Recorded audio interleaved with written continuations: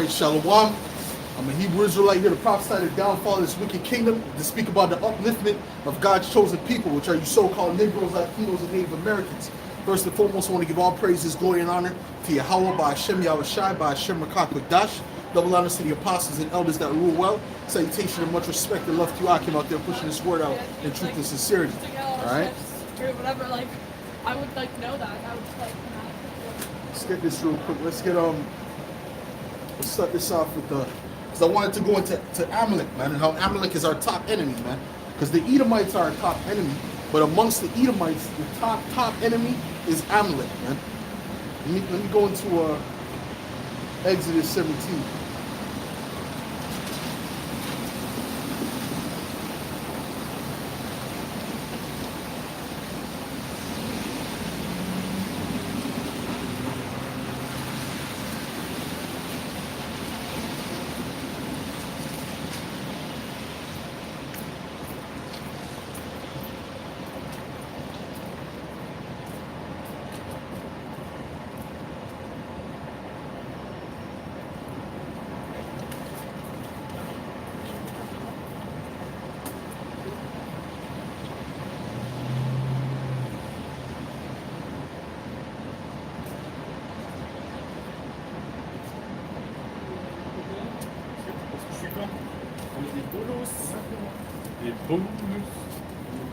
For 17.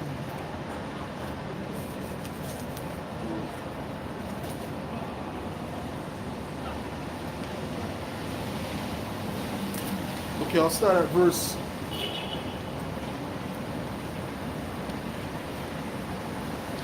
I'll start at verse 3.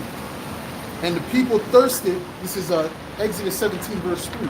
And the people thirsted there for water, and the people murmured against Moses and said, wherefore is this that thou hast brought us up out of Egypt to kill us and our children and our cattle with thirst? And Moses cried unto the Lord, saying, what shall I do unto this people? They be almost ready to stone me.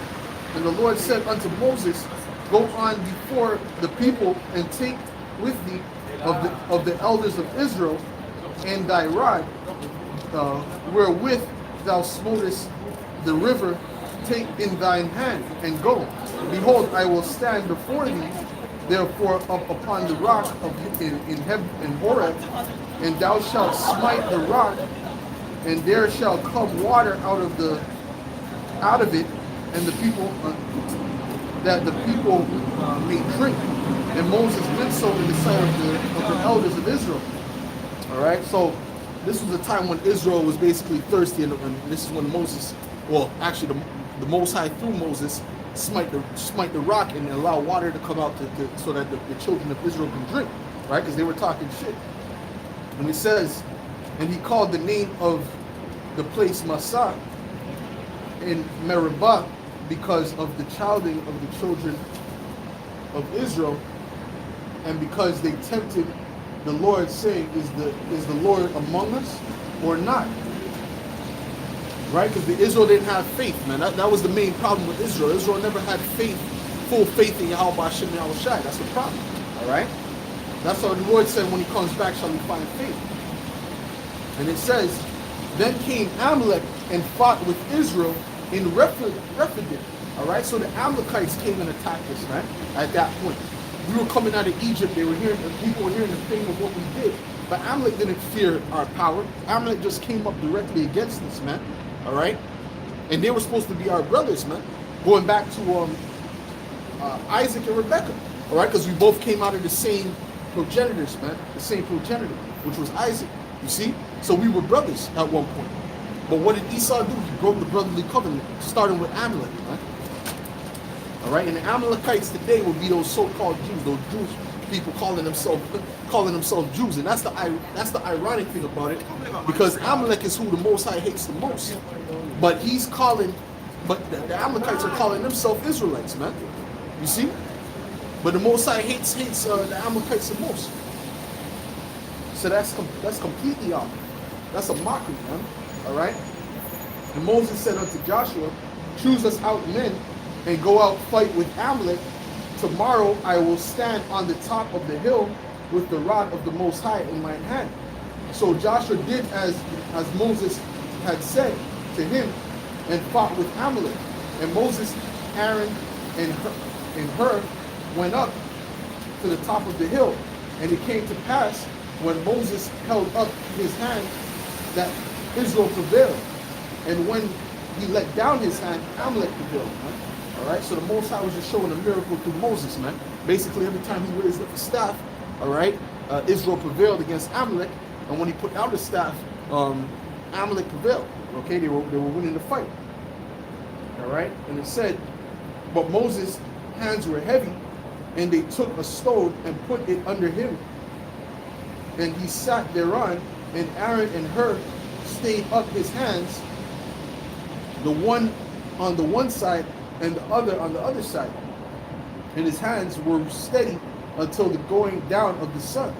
And Joshua discomfited Amalek and his people with the edge of the sword. And the Lord said unto Moses, write this for a memorial in a book, and rehearse it in the ears of Joshua. For I will utterly put out the remembrance of Amalek from under heaven, man. So the Most High was down with that. All right, the Most High was with us slaughtering the Amalekites, man. All right, because why? The Amalekites are the ones that are most hated by the Heavenly Father, man. Okay, and they're the worst of the Edomites, right? The Edomites, which are the so-called white people, they're the worst enemy of the Most High. But amongst them, the Amalekites, right, which are the so-called Jews, they're the worst enemies, man. Okay, that's why it mentions Amalek specifically, man. All right, that's the head tribe of Edom, really. That's the head family of Edom. Okay. And it says, let me read that again. It says, and the Lord said unto Moses, write this for a memorial in a book, and rehearse it in the ears of Joshua. For I will utterly put out the remembrance of Amalek from under heaven. Which means what? He will exterminate Amalek, man. All right? So who are the Amalekites today, man? Where are they found? All right? Because Esau would like to let you think that they don't exist anymore. They're out of there, you know, they already got exterminated, but there's no account in history where that happened, man. This is supposed to be a great event that's supposed to happen, man. All right? That's because they're still here right now. They're ruling the world, man. They run Hollywood. They run the Diamond District. Okay? They're your prime ministers, your presidents. Amalek is the so-called Jews, man. All right? Those people who call themselves Jewish today, man. All right? So-called white people are Edomites, and the Amalekites are the so-called, the ones who call themselves Jews today, all right? Which they're not Jews, they're Edomites from the tribe of Amalek, all right? And that's the truth. That's why they don't make documentaries on Amalek. That's why they don't make documentaries on Edom, okay? You look up Edomites on Google, who are you going to see, man? You're going to really see us coming out with the truth. We're the only ones who have the information on Edom, all right? Where that put the information out, all right? The Rothschilds know they come from Edom, all right? But the fact that we're coming out and saying it, that's the biggest threat to these Edomites. And it says, matter of fact, let me jump to, matter of fact, let me continue. It says that Moses built an altar and called the name of it Jehovah Nissi, it would say Yahweh Nissi. And it says, for he said, because the Lord hath sworn that, he had said, that, for the Lord, because the Lord hath sworn that the Lord will have war with Amalek from generation to generation, man. So that hasn't stopped. Okay, the Most High is still against the Amalekites, man. Okay, that's why they're in the land of Israel right now, and all those nations around them hate them. Okay. Every nation around the nation, the Israelis, they hate them because they know how much of a low people they are, how much of scum they are, man. Okay? All right? Like, that's why as soon as they got into the land, the prime minister or the president of Egypt said, we will never accept you in the land. Okay? Because you came black and you left white, man, so to speak. That's why they didn't accept them, because they knew they weren't the Jews.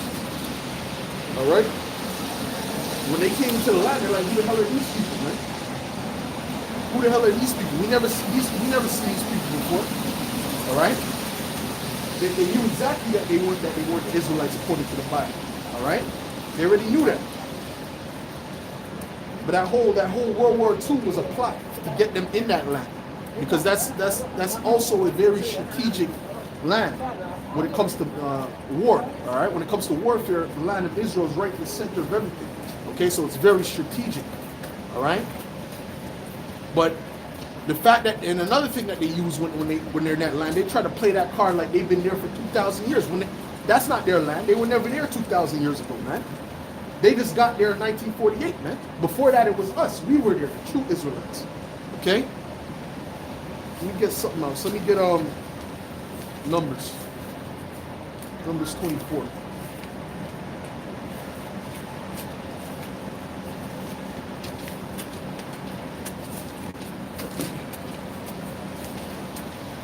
This is Numbers 24.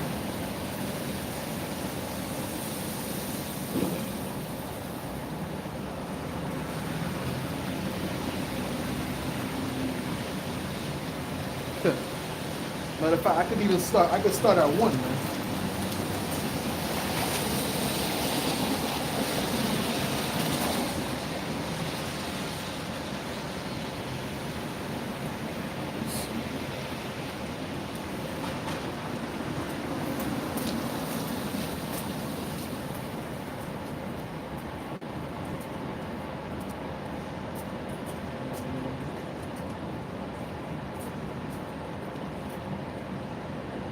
Right. Let me start at verse.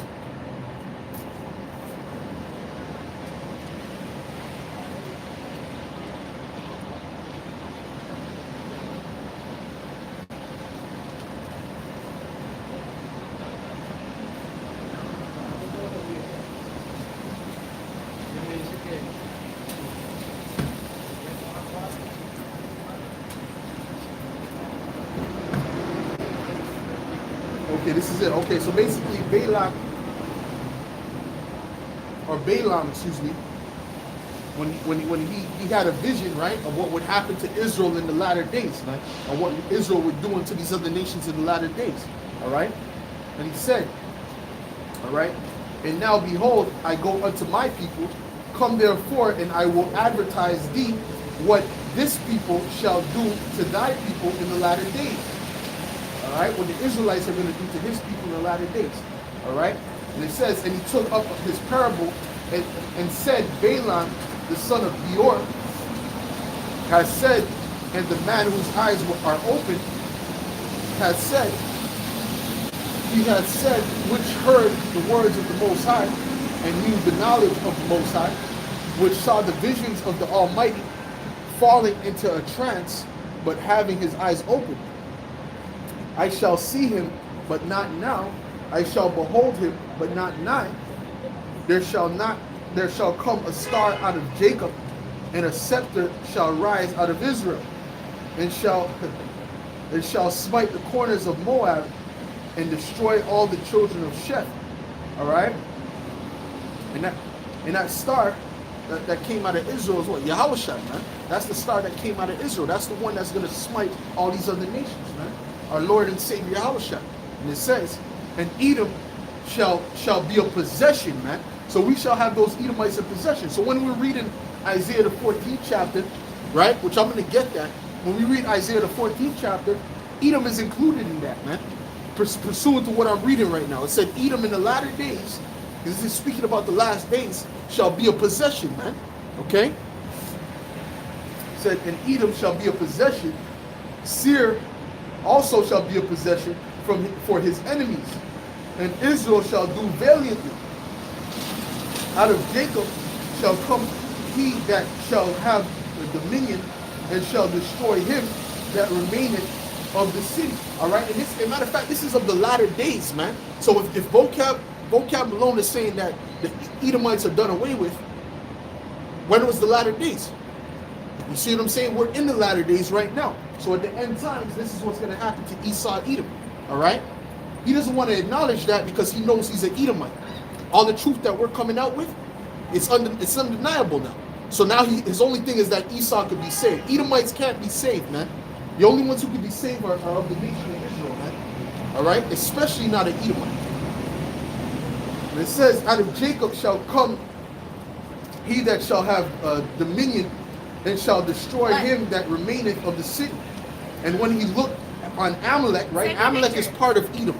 All right, Amalek is part of Edom. That's the head tribe of Edom. You see? And it says, he took up his parable and said, Amalek was the first of the nations. They're the first of the nations right now, which means they're on top of everybody. Okay, which means they're ruling the world right now. Okay, this is a prophecy, man. This is not a past tense, man. Amalek was never first back then in Egypt, man. They're first now. All right, they're on top now. Okay, Amalek is the first of the nations right now, which is the so-called Jews. They run, like I said, they run Hollywood. They run the Federal Reserve. They run your money system. Okay, you hear about the Rothschilds, the DuPonts, the Gettys. Those are all Amalekites, man. Okay.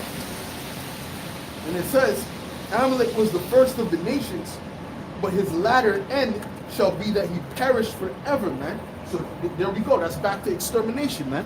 All right? The Most High keeps specifically speaking about the destruction of a certain people, man. All right? It's namely the Edomites and Amalek. All right? Which is of the same nation. Okay? You see? So really it mentioned Esau twice. When he's going into the prophecy of what would happen and what Israel, what we would be doing to the other nations in the latter days, it mentions Edom twice. Okay? It says Amalek and then it says Edom. Okay? So the Most High has a special grudge against the nation of Edom. Okay? And it says, and he looked on the Canaanites and took up his parable and said, strong is thy dwelling place, and thou puttest thy nest in a rock. Nevertheless, the Canaanites shall be wasted until Asher shall carry thee away captive. All right. Hold on. Let me jump to let's go to Obadiah, man, because I want to get into the fact that Amalek is about to perish. Right, but that's pursuant to the latter days, because like he said what would happen to you in the latter days. Just like Yahweh Shai prophesied about him returning in the latter days. When he returns, this is going to happen to Amalek. This is going to happen to these other nations. All right. Let's get Obadiah real quick.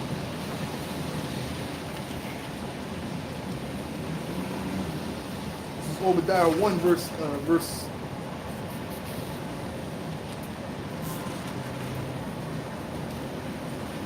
Verse 18. And the house of Jacob shall be a fire, and the house of Joseph. Matter of fact, let me start at verse 17. It says, but upon Zion shall be deliverance, and there shall be holiness, and the house of Jacob shall possess their possessions. When is there going to be holiness in Zion? All right. When is this deliverance of Zion going to come? When is the deliverance? Because Zion is another way of saying Israel. Okay, Zion just means monument. All right, it's a title for the Israelites. Right. When is there going to be deliverance in Zion? Right. When Yahweh Shai, our Lord, comes back. Right. So at that same time, the Edomites, right, which are the so-called white people, by the way. All right, they're going to be going to slavery. All right, they're going to become a possession unto us. All right, that's what I'm reading. Okay. And it says, you got to put the puzzle together. The reason they don't want to put it because they suffer from something called cognitive dissonance, man. All right? Which allows them to deny the truth. That's what all these Edomites suffer from, man. All these so-called white people, man. They suffer from cognitive dissonance, man. Where they deny the truth. Right? Even though it's as plain as day, man. But that ain't going to save you. All right? Let's get it. It says, but upon Mount Zion shall be deliverance, and there shall be holiness, and the house of Jacob shall possess their possessions. And we already went into what our possessions are, man. Our possessions are these other nations. Okay? All these other nations are our possession, especially the nation of Edom. All right?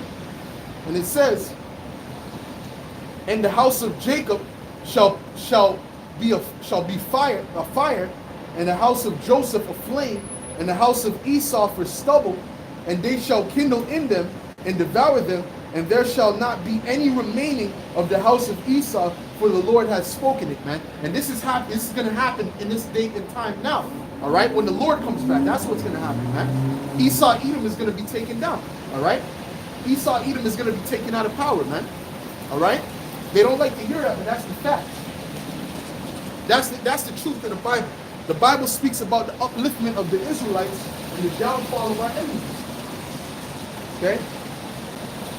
Right? And it said there shall be none remaining.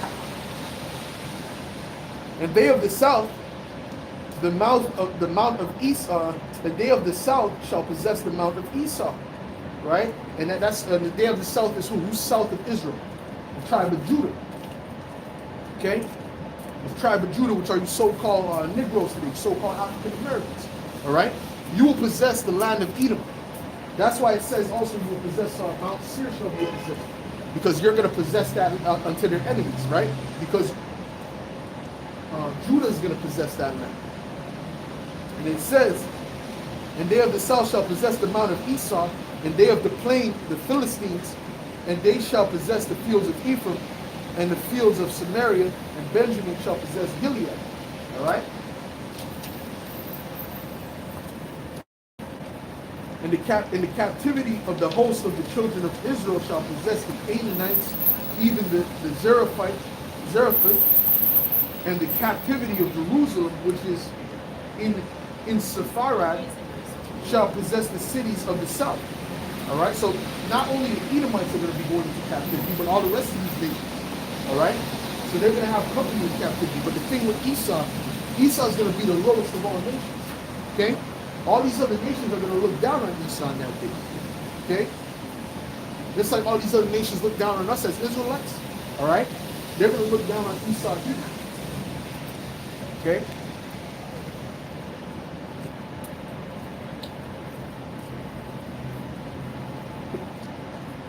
The saying amongst us, the saying amongst us in GMS is what? That these Edomites, that a cockroach, man, will have more rights than an Edomite in the kingdom of heaven, man.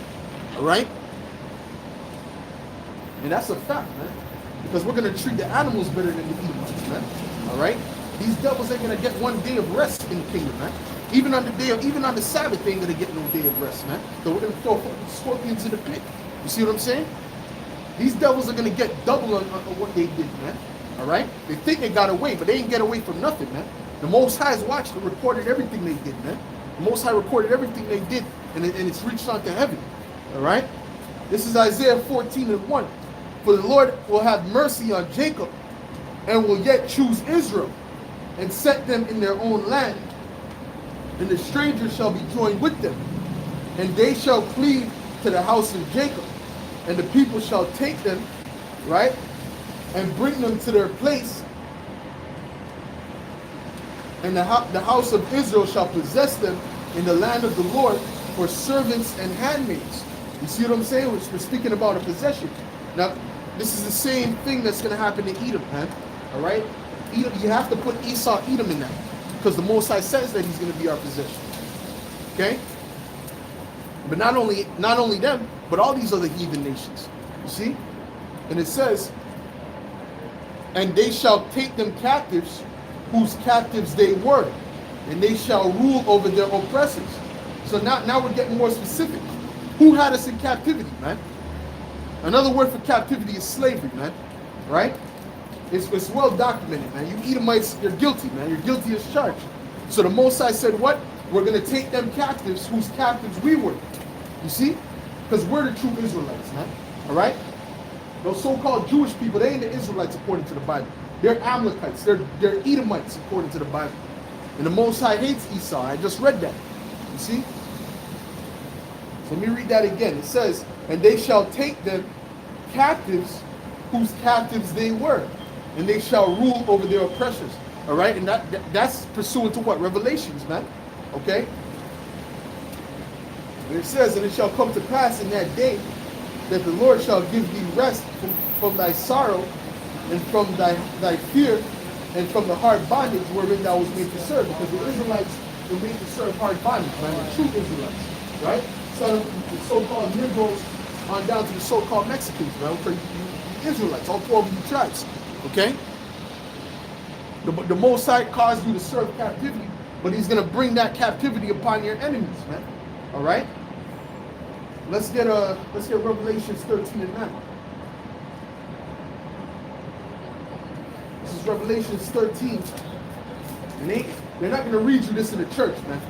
The church ain't going to read these scriptures to you, man. Okay? They only have certain little scriptures that they know. And they don't even understand those scriptures. This is Revelation 13, verse 9, and it reads, if any man have an ear, let him hear. He that leadeth into captivity shall go into captivity. All right, so there we go. It said in Isaiah 14 that we shall take them captives whose captives we were. Right? Now, who led us into captivity? You so-called white people, man. All right? So you're guilty as charged, man. And guess what? We're found in your possession right now. So when Yahweh Shai comes back, he's going to say, wait a minute.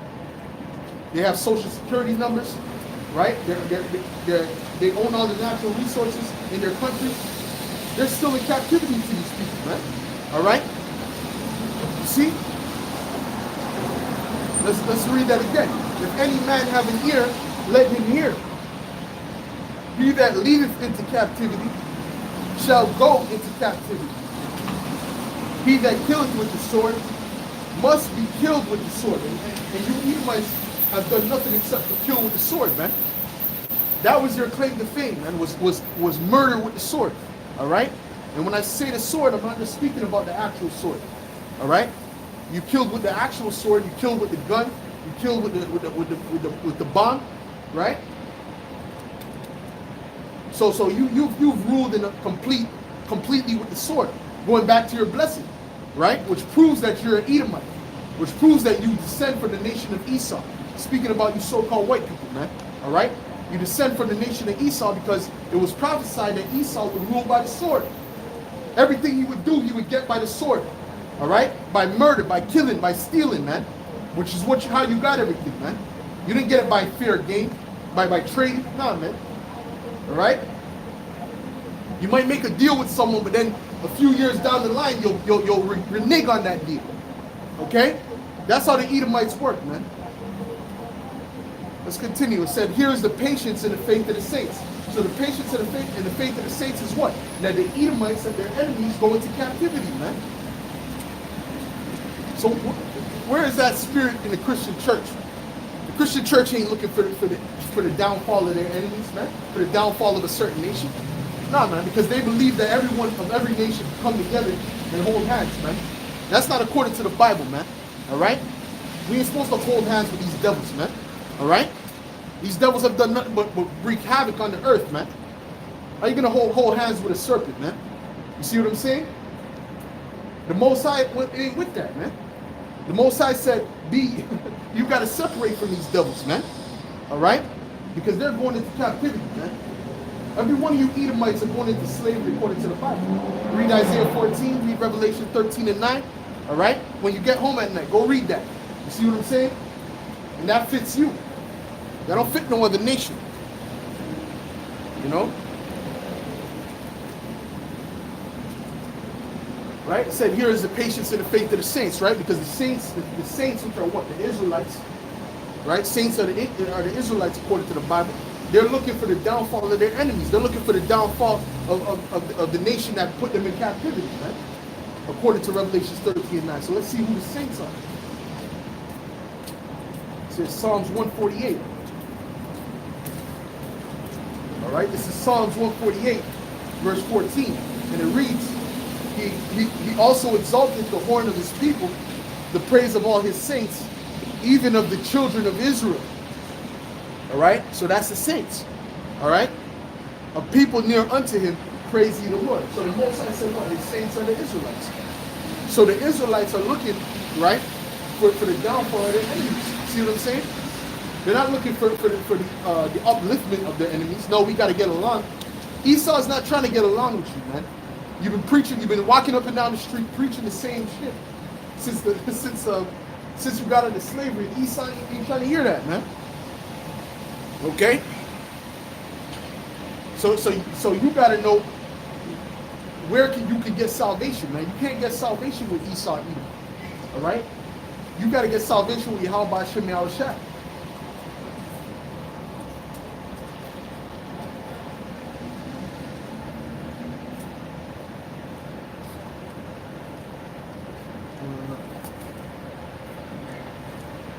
Matter of fact, let me get a scripture real quick.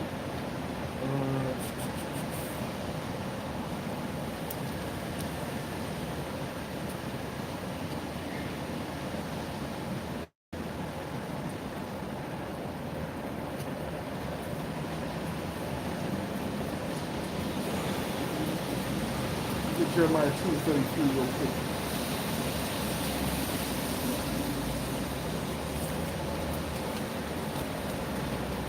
This is Jeremiah 2, verse 33. And it reads, why trimmest thou thy way to seek love? All right, and this is speaking about the Israelites, man. Why are you changing your ways? Why you forcing your spirit, right, to seek love by someone who don't love you, man? All right, the so-called white man in these other nations don't love you, man. They're your enemy according to the Bible. You see what I'm saying? And they proved it over and over and over again, man. Okay. Matter of fact, just the other day, down there in where is it? In was it South Carolina? There was an actual hanging, which there's a lot of hangings that go on down south, but they call it, even to this day, 2019, but they deem it as suicides. You see? So that's how much hate these devils still have for you, man. Okay? It says, let me read that again. It says, why trimmest thou thy way to seek love? Therefore hast thou taught the wicked ones thy ways, man. And you Jakes are always trying to teach the wicked one your ways, man. Right? Esau want to learn how to dance like you, to act like you, and you invite him right in, man. All right? You trying to be cool with him. All right? But Esau Edom is your enemy, man. Okay? And he's, like I said, he's proven it time and time again. But you Jakes just don't want to admit it. You don't want to acknowledge it. All right? So the Most High is going to allow that same person that you love so much to come down upon you with great wrath. All right? And when he does, you're going to realize that this man is your enemy. All right? You see? And the sooner you realize that, the better. Okay? Let me get matter of fact, what's that here?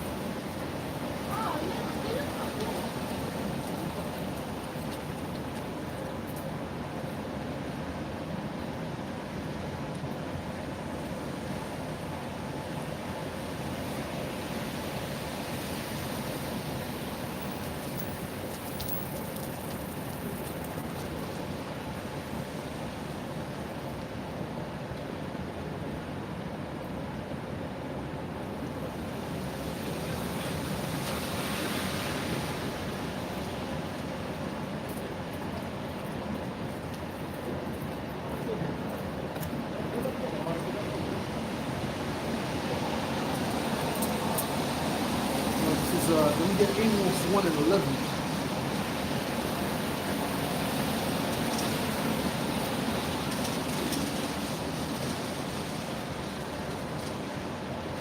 Amos 1 verse 11. Okay, this is Amos 1 and 11, and it says, thus saith the Lord, for 3 transgressions of Edom, and for 4, I will not turn away the punishment thereof, because he did pursue his brother with the sword, and did cast off all pity, and his anger did tear perpetually, and he kept his wrath forever, man. That's it, man. We see that to this day, man. Esau still has that wrath against you Israelites, man. Okay? But now it's a little more subtle. But you see, that's what I guess that's why they become police officers, man. All right, so that they can jack you Jakes up, man. All right. and shoot you at a traffic stop, man. That's how Esau Edom gets down, okay? Because his anger did burn perpetually, man. He never stopped his anger, even from the time of when he stepped foot on this side of the earth, man. He ain't never stopped his anger, man, and his wickedness and his evil towards you, okay? That's why you're still marching in the damn street like a bunch of idiots, man, okay? And that's what you are, because if you come, the definition of insanity is what? Doing the same thing and expecting a different result. All right. So you looking at us like we're crazy for coming out and tell you the truth, but what you're doing is the real definition of insanity, man. All right, going up with picket signs and we shall overcome and all that nonsense. No justice, no peace, but then there's still peace. You understand? So who's the ones that are really crazy, man? Right?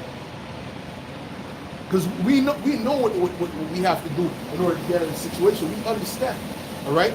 And spiritually, we are out of captivity. Spiritually, we're free, all right? And that's why Esau Edom, he marvels at us, man, when he sees us, man. Okay? Because we're not like the average Jake, man. Okay? We're on a different level, all right? That's why brothers go to certain restaurants. They might be, in the group. They'll be like, "Yo, these guys are different, man." Like, they'll come up to brothers and say, "Yo, who are you?" Type of thing. Because we're free from Esau Edom and his madness, man. Okay? In the sense that we're not mentally in captivity, but you Jakes are mentally in captivity. Okay?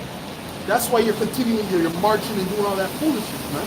Because he told you that's the way you have to protest, man. You see? If he didn't tell you that was the way you should protest, you wouldn't be doing it. Which proves that what? He has a stronghold on your mind. Alright? And it says, "But I will send a fire upon Teman, which shall devour the palaces of Basra. Thus saith the Lord." Okay, well, that's it right there. That's it. Let me read that again. "But I will send a fire upon Teman, which shall devour the palaces of Basra." And that fire is going to come from what, man? That's going to come from the nuclear missiles, man. All right. It's also going to come from the chariots. Okay, but the main instrument of that fire is going to be those nuclear missiles. Okay, because they were prophesied to destroy Babylon the Great, which is America. Okay, America is going to be destroyed by thermonuclear fire according to the Bible. All right, let's get Psalm 7.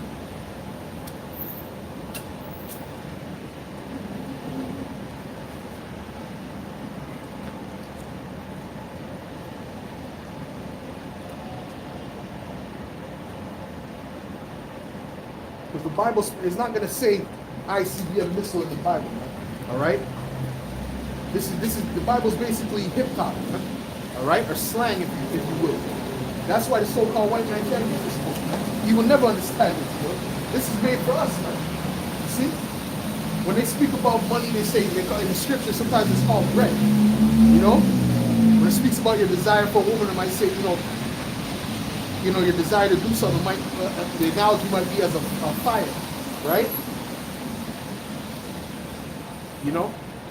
And when it speaks about your woman, Samson called his woman a heifer, right? Which was basically a slang term. Was she an actual heifer? Was she a female cow? No, she wasn't, right? But she was his woman, all right?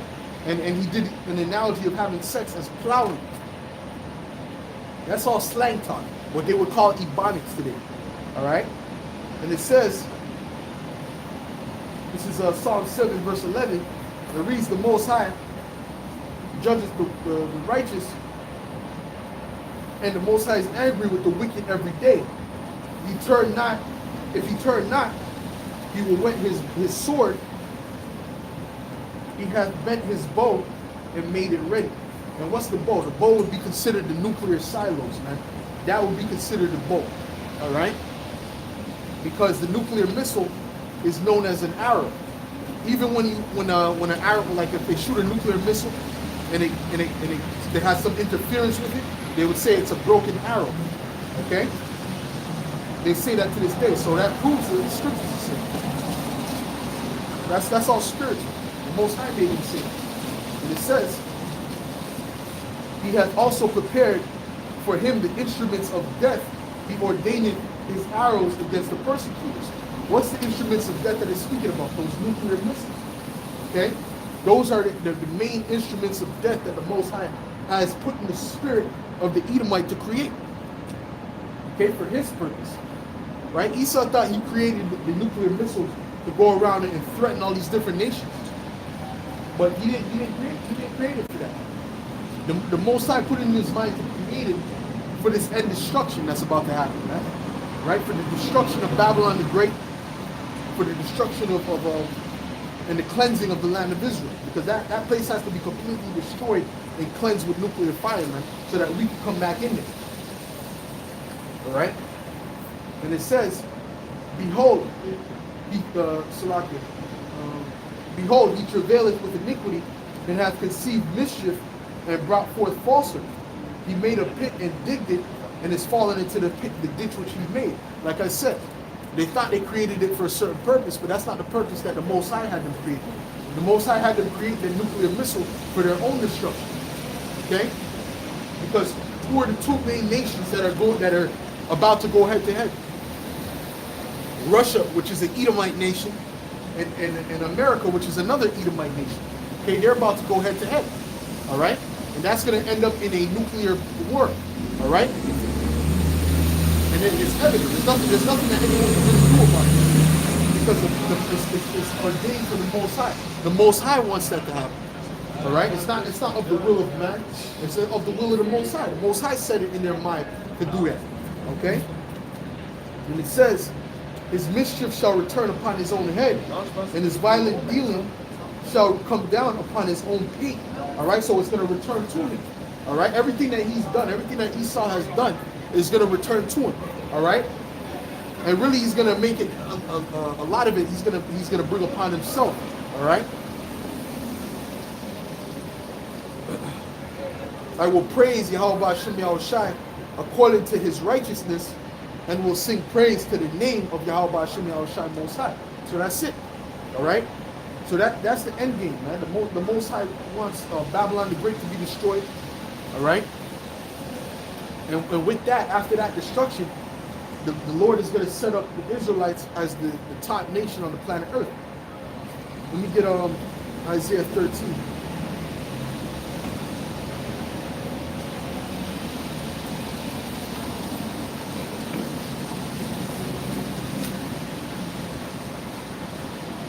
Isaiah 13 and start at verse 1. It says, the burden of Babylon, which Isaiah the son of Amos did see. All right? Lift thee up a banner upon the high mountain, exalt the voice unto them, shake the hand, that they may go into the gates of the nobles. Excuse me. And that's what we're doing right now. When we shake the hand and we're telling them about themselves, and we're speaking about the downfall of the Edomites and how our people, 2/3 of our people are going to be destroyed, and all these other nations are going to go into captivity, we're shaking the hand, all right? Which is a sign of what? Rebuke. So what they're doing now is they're complaining about that, man. Okay? And we see that now with that nasty Edomite for the InfoWars, whatever her name is, man, Caitlin Bennett or whatever, right? And all these other Edomites coming up and complaining, man. You see? And trying to basically say that we're trying to incite violence and things like this, right? When all we do is push the truth of the scriptures. But the reason they're doing that is to get us off the streets, man. All right? Because what? This truth is a threat to Esau, man. The biggest threat you can do to Esau, the biggest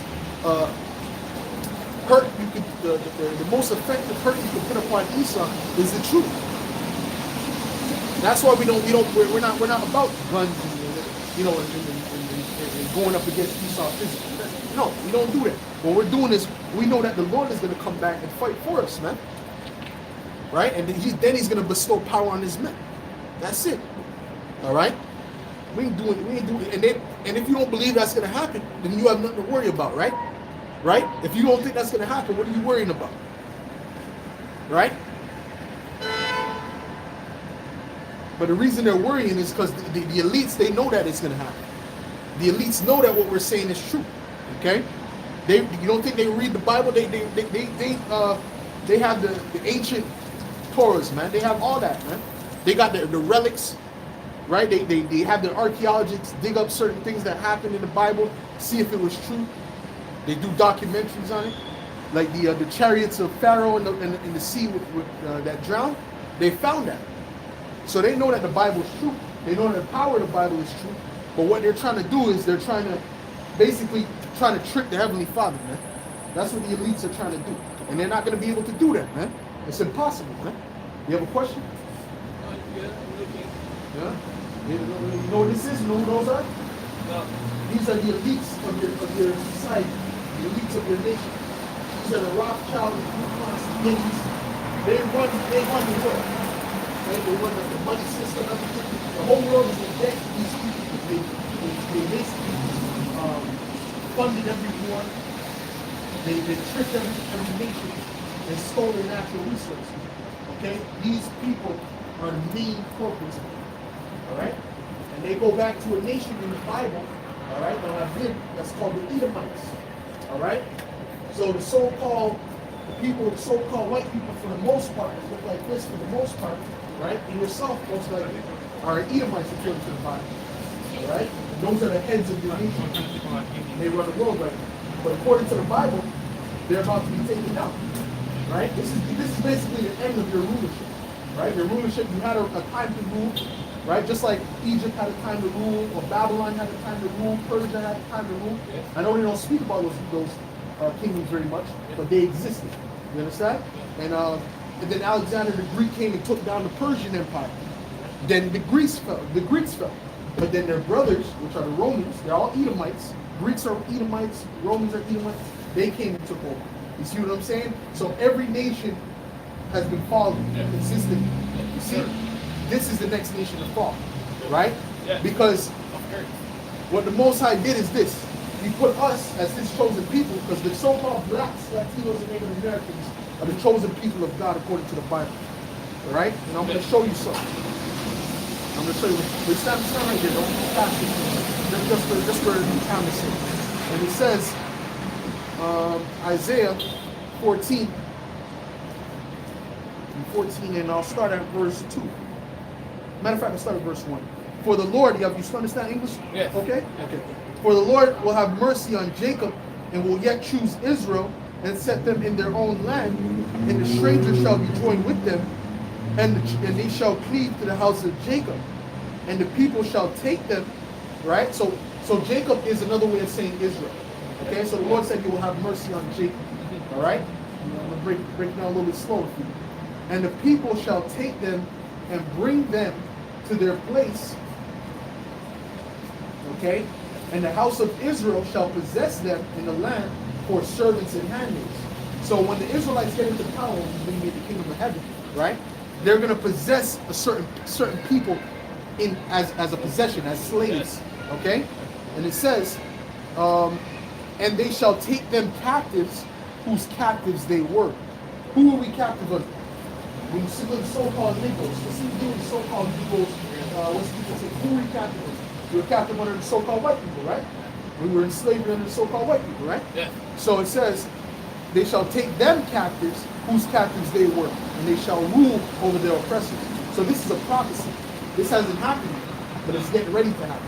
Yeah, You understand what I'm trying to say? Right. And you feel that your kingdom is going down, right? You feel that this is on its way out, Yeah. right? In the 50s, you know, there was all the, you know what I'm saying? There was all that, the so-called white people. But now it's going right down the drain. Yeah. You see, that's why they love Trump so much. Because Trump gives them that sense of, oh, we might cut back. But it's not going to happen, man. You understand what I'm trying to say to you? It's at the end of the road now. You see, he's really, if anything, he's making it worse for you. Sure. You see? Yeah. So at the end of the day, this is what's going to happen. We're going to take you into captivity, and it clearly documents what happened in slavery. Now, I don't know if you know the story of the transatlantic slave trade. I did, but a bit, not fully, much. but I'm going to show you it very clearly in the Bible, in prophecy. All right? Good. It says, well, this is one of the prophecies here. It says, this is Joel 3:3. And they shall cast, they have cast lots for my people, which is the Israelites, we're the people of the Heavenly Father, and have given a boy for an harlot, and sold a girl for wine that they might drink. Yea, and what have ye to do with me, O Tyre and Zidon, and all the coast of Palestine?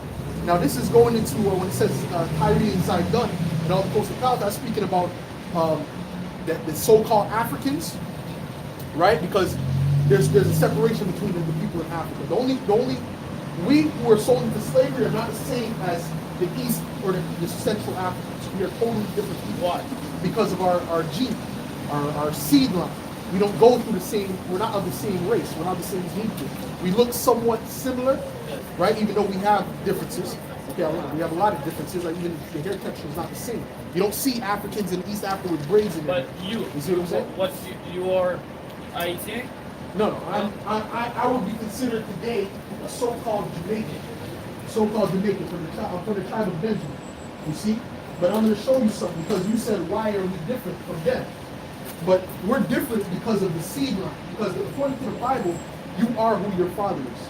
Like the Esau, your nation, the Edomites, they came from a man called Esau, right? Which was the forefather. Because it always goes through the father. It doesn't matter who your mother is. It's always through the father. Right, always. Oh, at least you know that. That's good. Now, But let me get. You're from Canada or no? I'm from Canada. I was born in Canada. Yeah. Originally, spiritually, I'm from Israel, man. But let me show you something. My line through my father goes to Israel. But I'm going to show you something when it comes to Ham. Because the so-called Africans are known as Hamites. All right?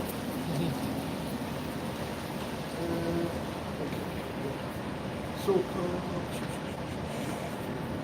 All right, it says Ham, the youngest son of Noah, born probably about 96 years before the flood. So you know about Noah, right? In the flood that happened, he had 3 sons. 3 sons. The whole world was populated through those 3 sons and their wives. And it said, and one of the 8 persons to live through the flood, he became the progenitor of the dark races, not the Negroes. Not the Negroes. You see what I'm saying? Which Negroes are who people came in slavery. You see, they didn't call us Africans in the beginning. They called us only Negroes. They never called us Africans before until like the 1980s. Okay, what that mean? Before the Africans was not told we're not calling them Negro because Negroes is slave. Means slave. No. Negro means black or dark skin. Negro doesn't mean slave. Negro means dark skin. But why we call one like we use this word to like slave when we say I'm not racist. No, the nigger or slave or negro. If I told like I'm walking in a street, I'm gonna tell someone nigger. Right. What does that mean? But you see, the thing that happened is this. I'll show you. In the Bible, that word, the certain apostles or something like that, certain apostles were called nigger. That word nigger in the Bible when they went to certain places. According to the Bible, I'll show you the word right now. Right, but back then it wasn't a negative connotation. It was a description. It was more of a description. But the thing is, in slavery, they turned it. Your people, the Edomites, they turned it into a negative connotation. You see what I'm saying? Yeah. Something called like the word gay. Yeah. The word gay doesn't mean homosexual. It means ID. Yeah. You see what I'm saying? But they turned it into meaning that, which it never really meant that before. You understand what I'm saying, too? Yeah. Right. So, but what my point is this, right? Yeah. It says the dark races, but not the Negroes. Okay. Now we gotta get, let's go into who it's talking about. It says, I'm gonna read it again just because we went off, okay? The youngest son of Noah, born probably about 96 years before the flood, and one of the persons to live through the flood, he became the progenitor of the dark races, not the Negroes, but the Egyptians, the Ethiopians, the Libyans, the Canaanites. You see what I'm trying to say to you? Yes. So you go and take, that's the East Africa, you have Ethiopians, you have Somalians, you have the Sudanese people, right? Yeah. Which the Sudanese are actually the real Egyptians. Those Arabs are not the real Egyptians. Sure. You understand? Right. But they try and make it like that, right? They'll show you that the Egyptians were light skinned, and that's not true. They're very dark skinned and very tall, but they're not our people. You see what I'm saying? They had us in slavery at one point. You see? Yeah. Because Moses, he was in the house of Pharaoh. Yeah, yeah. You know about that story? I bet. A bit. But Moses was cast as an Egyptian. They mistaken him for an Egyptian, so to speak. You see what I'm trying to say? They basically, him and the Egyptian looked similar. You see what I'm trying to say? Yeah. Although they were from different nations. That's what it is. Because it's not about that. It's about who your father is. When you watch these old movies, right? And that's basically it on that. Right? When you watch these old movies, it speaks about, hey, I am Uhtred, son of Birmingham, and son of such and such, son of such. They don't, that's how you know them. You understand? I come from here. They're not going off of, oh, he looks like this guy, so he must be of that nation. No. It has to do with culture. All that shows you who you are. You see what I'm saying? Yeah. So my point is this. Now, we're different from them, right? So now what I was going into was Joel, the 3rd chapter, how they sold us into slavery to you. Because they like to, when we bring up that, the reason I brought that up, when we bring that up, a lot of your people, a lot of the Edomites like to say, oh, well, blacks sold blacks into slavery.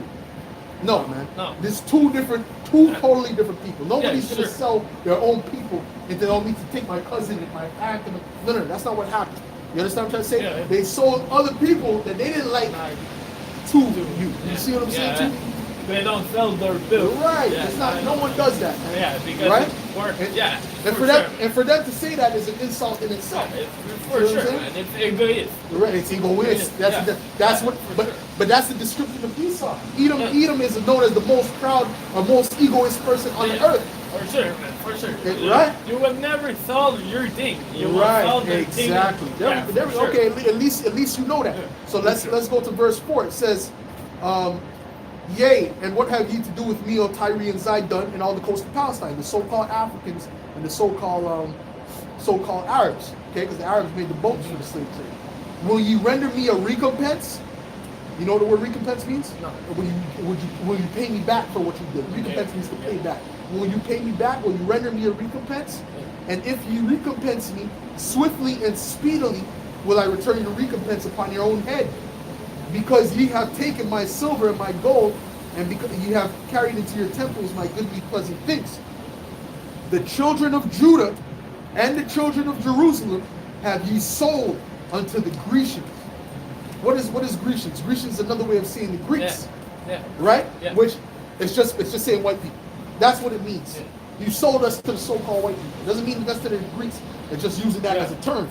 You see what I'm saying? Yeah, so that's it. So he's saying you sold us unto the Grecians that ye might remove them far from their border. And our border is our homeland. So they removed far from our homeland. Right? You're in the west coast of Africa, which is on the eastern hemisphere, all the way to the western hemisphere. Yeah, for sure. You see what I'm saying to you? They want to far. Right. Yeah, they brought us even further. Yeah, right? So let's see what the Most High said he's going to do because of that. Yeah. Behold, I will raise them out of the place whither ye have sold them, and I will return your recompense upon your own head. And I will sell your sons and your daughters into the hands of the children of Judah. Right? Yeah. You see what I'm saying to you? And they shall sell them into the hands of the Sabians, to a people afar off, for the Lord has spoken. Now that's justice. You see what I'm saying to you? You've done something. Right? These so-called white people, a lot of white people, they feel guiltiness to some of them, but they don't want to. Some of them feel that, and then, we did something wrong, right? This is the recompense. This is what the payback is going to be. But that's the big payback. It will not be true. Huh? But it's not true. What's not true? Because we never, John, we never give it. Right. So you don't really truly feel. Yeah. So you're right. This is not true, man. Because we can't say I pay back. We never have. Right. Back. You never pay back. Never Right. Again. Exactly. But see, this is a future prophecy. Yeah, but when it's time to happen. It's time to. Fuck yeah. Hey! I agree with you. You know what? I'll give you a pound. Yeah. I agree. Fucking time. I agree. It's about time. Yeah, it's about time. Yeah. What are you from Quebec? You're Quebecois? Yeah. It's about time. Yeah. It's about time. Well, yeah, for sure. But not just for us, though. Not just for us. No. But for our brothers, all of our brothers. Right? The Native Americans. Yeah. All of our brothers. Yeah, it's time, for sure. it's time I know, for man. I'm a Quebecois and I'm a white people. I know how the white people has fucked the whole world. There we go. I know. I'm not stupid, man. See, Esau knows. He knows. Esau is. He knows, man. Yeah, he knows. I know. Right? So, but you see, the majority won't say it. They won't say it. They won't admit it. they want to go around it. You understand? But they because can't go around the truth. They want to be, they're shy. They, They want to be hide. they want to hide. Yeah. They want to hide. Yeah. But Because that's not going to change this. Yeah. You see what this? That's not going to change this. Whether you lie and say, no, it's not true, it's okay. Yeah. We're all equal now, it's everything good. fucking But because this is still going to happen. it's more You see what I'm easy saying? to hide to approach them. It's more easy. Right. You will sleep better if you hide than if you say, "Fuck, Right. man, mine, Right. mine, me, Right. mine." Right. And they don't want to That's feel why like these this. guys, Yeah. soon, they're going to take people like me, Yeah, for people sure. like me on the street doing this. They're going to try and get us off the street, try to lock us up, and try to do. They're going to do that. They're going to try and do that Yeah, soon. for sure. You know why? They are Because this adults. They is don't affecting want you. to- This is affecting Yeah, them. yeah. You see, it's really hitting their spirit. They don't Yeah. sleep good at night now Yeah, I when know. they hear what I Yeah, have to yeah, say, or when yeah, they hear what our for brothers sure. have to say. They don't sleep good. Yeah, I know. Right? They might go, ha ha ha, Yeah, I ha ha, know. no, I know them. I know right? them But white they know, people. I right? know- I you know white know, you people. know how they are. Yeah. But hey, at least you're honest. At least you're honest. I know that. Yeah. I am. At least you're being honest. At It's least a you're being part honest. of me, I'm sure. At least Like you're being honest. you like you say, you know they're your brother and your cousin, Right. but I know my brother. You know and how my they are. cousin. Yeah, I know. They're- You know how you are. And you know behind closed doors, Yeah. oh, nigger this, nigger that, you know. I Yeah, talk I to know, people I know, and I yeah. this, but then they come, oh, I don't say Yeah, that. yeah, Oh, I know, but yeah. Right. Close the door. Yeah, I know, man. Nigga, that's Yeah, but yeah. Right. Five white people in Right. the house. It's Right. not. It's not the same and the Right. hype, man. Fuck Right, that. right. You know. Yeah, I know. Fuck, They, man. this, I know. hey, I gotta give him a shake. I'll give him a shake because at the end of the day, he's coming out with the real. He's telling you the truth. You understand? He's telling you the truth. Now let me get this. Let me continue with this. It says, "Proclaim ye this among the Gentiles: Prepare war of the mighty men. Let all the men of war draw nigh. Beat your plowshares into swords, and your pruning hooks into spears. Let the weak say, I'm strong." Now this is speaking about the World War III that's about to happen. Okay? There's about to be a great World War III. And at the end of the World War III, that's when all these things are going to happen. Yeah. Okay? But we need to remove them Yeah. before. They're going to be removed. Oh, yeah. Matter of fact, hold on. Let me get something. They're going to be removed because they're not only destroying us, they're even destroying their own people. Yeah. Even their own destroy people all. they don't care. Yeah. You understand what I'm trying to say? It's good for us to go in power because you're They gonna be only destroyed want anyway. the power and money. That's it. enough. That's it. You know, Yeah. right? Because they only care about them. They don't care about anyone else. It says, give me 1 second here. Yeah, for sure.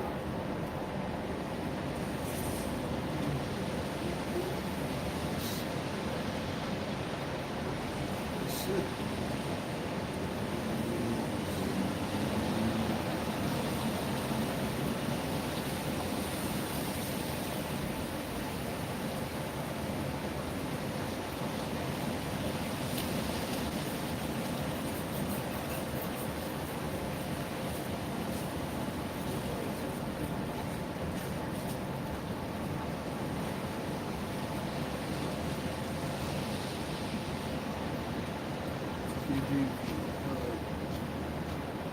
Isaiah 49:23. This is Isaiah 49, verse 23. As a matter of fact, you know what? I'm gonna start. I'm not even gonna read. This is Isaiah 49:23. Yeah, I'm gonna read this first. All right, and it says, and thus saith the Lord power, verse 22. And thus saith the Lord power, behold, I will lift up mine hand to the Gentiles and set up my standard to the people, and they shall bring thy sons in their arms, and thy daughters shall be carried upon their shoulders, and kings shall be thy nursing fathers, and their queens thy nursing mothers, and they shall bow down to thee with their face toward the earth, and lick up the dust of thy feet. That's going to be the future of them. They're going to bow to us, the Israelites, man. All these people here, you see, they're going to be preserved. Okay? Because when that nuclear fire comes, right, the majority of people, right, are going to be destroyed. The majority of the so-called white people are going to be destroyed. These other nations are going to be destroyed. They're going to be killed off when that nuclear fire comes, right? But they're going to be preserved. They have their military bunkers underground, their space stations where they're going to go and hide. Okay? So what we're going to do is we're going to go. The Heavenly Father is going to give us the power to go and get them. All right, right. We're going to get spiritual power in that day, just like the Lord had spiritual power. He was able to turn water to wine and all that. We're going to get that times 10. You see what I'm saying? So what we're going to do is we're going to go and get them, and they're going to be the first ones to go into slavery. What I'm speaking about, they're going to be the first to go into slavery. Okay? For sure. That's it. Sure. That's it. They're going to be the first ones. Yeah. So that's going to be their future. That's why it says they shall come bending down to us, and they shall lick up the dust of our feet, because they were made to be servants unto us, right? But the Most High is fair, so the Most High gave them a chance to rule. But look what they've done with it. Yeah, they've destroyed the planet. Look at the planet. But look at the planet, though, man. The planet is 1/3 of the water is polluted, man. 1/3 of the water. Why? Because of greed. Because we want to make so much money, we're going to dump all this toxic in the water. We want money. That's money, it. money, That's money. it. So they're making the plastic, right? And they keep making plastic because it makes them more money. Yeah. That's it. But they don't care. The thing here is not people are corrupt. Yes, they are. But the fact is the money corrupts everyone. Well, no, it doesn't corrupt everyone, because you have righteous kings with money. You got righteous people with money. You got righteous people with money. Yeah, but these take him all their money and they are nothing. Yeah, of course. No, of course. Because they're wicked to begin with. Now they are someone because they have money. Of course. But what you said there, you said money. Yeah, money. It corrupts everyone. It doesn't corrupt everyone. Not everyone is corrupted by money. There's certain people who hide money in the earth. I'll give you Mansa Musa. Yeah. Right? This guy in what was he, in Timbuktu, I think? I don't remember. He was somewhere, he was an Israelite. He was one of our people. He was an Israelite. And he was on the west coast of Africa. He was so rich. He was so rich and plentiful with gold. They say he was the richest man on the earth at one time. But that's what they say. I don't know if that's the truth, but he was very rich. Let's just go down. He's very rich. Right? They're very, very rich. I don't know. They're trillionaires, man. Yeah. So I don't know. I don't think he was richer than them, but he had a lot of money, and he would give out so much gold to the people. He would give out. They would not give shit. They want to completely oppress people. They're mine, and they fucking fuck me up. Right, but let me finish, right? He was giving out so much gold that he would actually bring down certain economies because there was too much gold. So it was like gold was like nothing now. That's how generous he was. I'm just giving you an example. I'm not saying he was, you know what I'm saying? I'm just showing you an example. It doesn't corrupt everyone to a certain degree. But these people are just wicked by nature. So no matter what you do, no matter if they have $5 or $1 billion, they're going to be wicked. They're never going to be righteous.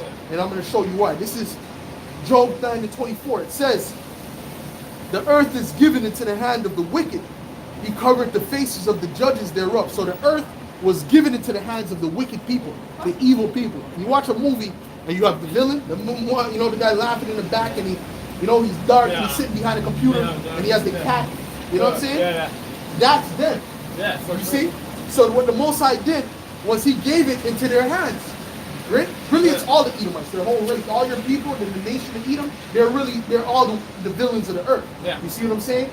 But he gave it to them to have the earth in their power for a certain time. Right?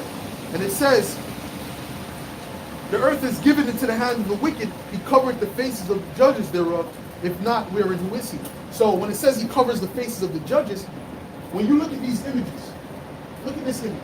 This is the true depiction of the Lord according to the Bible. When you read the Bible, this is how the Lord looks. A very dark-skinned man, darker than me, okay? According to the Bible. This is what you paid about. This is covering the faces of the judges, because the judges of the earth are the Israelites. You see what I'm saying to you? We're the judges of the earth. So by you putting this image up, you cover up the true image. And you didn't just do that with this image. You did that all throughout Europe. Because when you look into Europe, I have a book in my bag. When you look into Europe, we ruled Europe for 1,000 years. When you look at the Byzantine Empire, I don't know if you're familiar with the pre-Renaissance era, before the Renaissance, like Three Musketeers. You heard about that? Three Musketeers? Yeah. For example, the Count of Monte Cristo, all that. That's my favorite movie, the Count of Monte Cristo. That was all based in France. Those were Negroes were ruling at that time. You understand? You got so-called black people ruling Matter of fact, let me get a book. I don't want to just say it. I want to show you. All right. This is a book called Nature Knows No Color Line. All right. By J.A. Rodgers. This is a so-called light-skinned black woman, but when you look.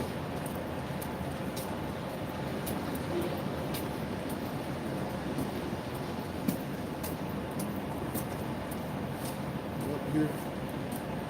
Look, these are the royal coats of arms. And this is in what? This is in, it says Germany. Negroes, right? Lower crowns, with crowns and bishops' mitres. You see? And this is the 1443, 1421. You see? We were ruling in that time. And these are, so that's why there's a lot of people actually, il y a beaucoup de personnes that look like they're so-called white people, but if their father goes back to one of these people, they're really Israelites. They're really lucky, right? Like if you have somebody that goes back, like let's say there's certain people that might look like might look like you or whatever, but way down their line, for real, their father is the so-called black man. Because now I'm Quebecois, I'm white. Right. Before, if I go back down, I'm not white. I'm red. I'm like red because I'm not big Quebecois. Before I was like at New Brunswick. Well, you're red now. You're red now. Right now you're red. Because so-called white people are red. But I'm saying some people, right? When you go back, right? Some of these Edomites, when they go back in time, right? Some of them that look like Edomites, not all, because if you go back and your forefather is actually an Israelite, guess what? You're an Israelite. Doesn't matter how you look, right? Sure. But the majority of the Edomites look like how you look. You see what I'm saying? Yeah. Right. So, but some descend from these people, which would make them what? Israelites. So in the kingdom of heaven, those people who look like Edomites, but they're really Israelites, they're going to have these Edomites in slavery, and they're not going to look like that no more. In the kingdom, they're going to get back their melanin. You see what I'm saying? They're going to get this color back in the kingdom. If they're Israelites. But I'm just showing you that we did rule Europe for 1,000 years, and that we still have a lot of relics over there. Okay, so listen, man. There's a lot of history, a lot of things that we've been lied about, a lot of things that people don't know that's been hidden. All right, that's all going to come to light in these latter days, man. Yeah, and a lot of it is going to be coming out through us. All right, because through the lies is how they prevail, through what they speak. You see, the fact that they were able to come over here and take down the Native Americans, if they would have just came, right, and they said, okay, we're just going to kill them, we're going to kill them all, they knew that would look bad, right? So what did they do? They say, oh, Sunday sauvage. Yeah. You see what I'm saying to you? Yeah. Oh, Sunday sauvage. Oh, okay. Now you're justified in killing. Tu vois la justification? Yeah. So this is what they do. Oh, non, ils sont même pas des hommes. Les Noirs n'ont même pas des hommes. Ils sont juste des animaux un peu. On peut faire ça. Tu vois? Tu vois ça? Oh, ils sont violents. Tu vois? So this is what it is, man. It's all about the lies. The lies is what gets Esau, Edom, the Edomites, to where they're at, in the image that they're at. It'll make them do what they're able to do, and no one really points the finger. Only now they start to point the finger. Oh, what the fuck you doing, man? You did this, you did this. Before it went back to the 50s, the 60s, the 70s. No. It was all I like. Right. But let me show you this. This is Psalm 64. This is speaking about your people, the elites. All right. Psalm 64 verse. It says 64 verse 1. I'll say, hear my voice, O Most High, in my prayer. Preserve my life from fear of the enemy. Hide me from the secret counsel of the wicked, from the insurrection of the workers of iniquity, who whet their tongue like a sword, and bend their bows to shoot their arrows, even bitter words. So they whet their tongue like a sword. A whet means to sharpen. Okay? So that's what they do. They sharpen their tongue like a sword so that they can attack somebody with their tongue. You see? So that's it, man. That's how Esau Edom works, man. You know? He attacks you with his words. Okay? And then he attacks you physically. Right? He doesn't just attack you with the words, he attacks you with the words, and then he attacks you with the actual physical killing. You see? Yeah. That's what they're going to try to do with us. They're going to say, oh, they're terrorists, they're this, they're that. Remember, I tell you, they're going to do that with us. The Israelites for out sure. there, Yeah. they'll say, oh, they're terrorists, they're this, they're trying to get violence, and then they're going to come and lock us up and try to do certain things. But what they don't understand, when they do that, the faster the Heavenly Father, Yahweh Shem Shai, is going to come and destroy them. The faster he's going to come. Because when you touch his servants, his men, that's a no-no, man. That's when he's going to show you what's up, man. Okay, and things are going to start to speed up, and they're going to start to fall even faster. For sure. So that's the bottom line, man. They wet their tongue like a sword, so that they can spew their lies. All right, and they say, "Who wet their tongue like a sword?" Who wet their tongue like a sword and bend their bows to shoot their arrows, even bitter words. Suddenly do they shoot at him. No, that they may shoot in secret at the perfect, so they shoot in secret. All right. Yes. Right? Suddenly do they shoot at him and fear not. They encourage themselves in an evil matter. What's an example of encouraging themselves in an evil matter? You know what I'm saying? An evil matter. They say, oh, something sauvage. Something sauvage. No. They're savages. No, it's okay if we kill them. They're savages. You see? They're not even human. It's okay. No, it's good. Yeah, it's right. all about like I said.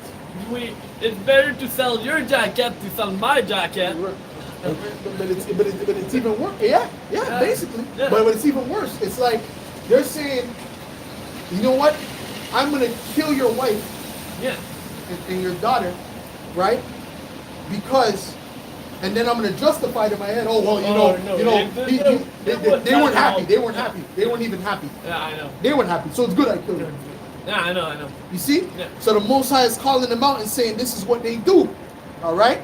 It says they encourage themselves in an evil matter. They commune of laying snares privily. They say, who shall see? All right? So they set up snares and traps for our people, man. Yeah. So the Most High said there's going to be a recompense for that, man. All right? The Most High documented everything that you were going to do before you did it. Okay? He set them up to do that. Yeah, for sure. So that he can show his power when he brings them down. Because right now the egoists, they have a lot of egoism, they have a lot of pride in them. All right, but guess what? The pride of your people, the pride of those Edomites are going to be brought down. They ain't going to have no more pride when the Most High comes and brings them down. That's all shit. The Lord, the Most High does exist. Right? Yeah. Because now they're trying to teach them God doesn't exist. Oh, try just pass everyone's on. Why? Because they know if God does exist, I'm in trouble. Yeah, for sure. You see? Yeah. But what they're going to find out is he does exist, man. And his people are here right now. And his people are telling you. Matter of fact, what we're doing right now is basically a miracle, man. The fact that we found this out and we're able to find out who we were using this book is a miracle. All right, I have to go. Yeah, go do what you have to do, man. Ciao. But yo, man, you said the truth. You said the truth. Thanks So for that thought, man. do what you have to do, man. Yeah. Go spread the word to your people that the Edomites are going into slavery, man. Yeah. Because according to the Bible. Yeah. All right? That's Thank it, you, Go man. spread Have the a word, good- man. Go spread the word, man. Ciao. Yeah. Beautiful, man. All right? So the scripture said what? He shall make his own tongue to fall upon themselves, man. So you have Edomites coming up and coming up and saying what's going to happen, man. They're saying, yeah, I agree. So listen, man. Esau's at the end of the road, man. All right? You have straight up Edomites saying, yeah, it needs to happen, man. You got Edomites saying it needs to happen, man. What's wrong with you, man? What the hell is wrong with you Israelites, man? All right? You Israelites can't see that it needs to happen, but the Edomites, the Edomite come up and say that yes, we need to go into slavery for what we did. It's overdue. But you Jakes don't see a problem, man. That's why the Most High Yahweh Shem Shai is going to destroy you, man. He's going to wipe you out, man. You and your children, man. All right? Why? Because you're wicked. You're rebellious, man.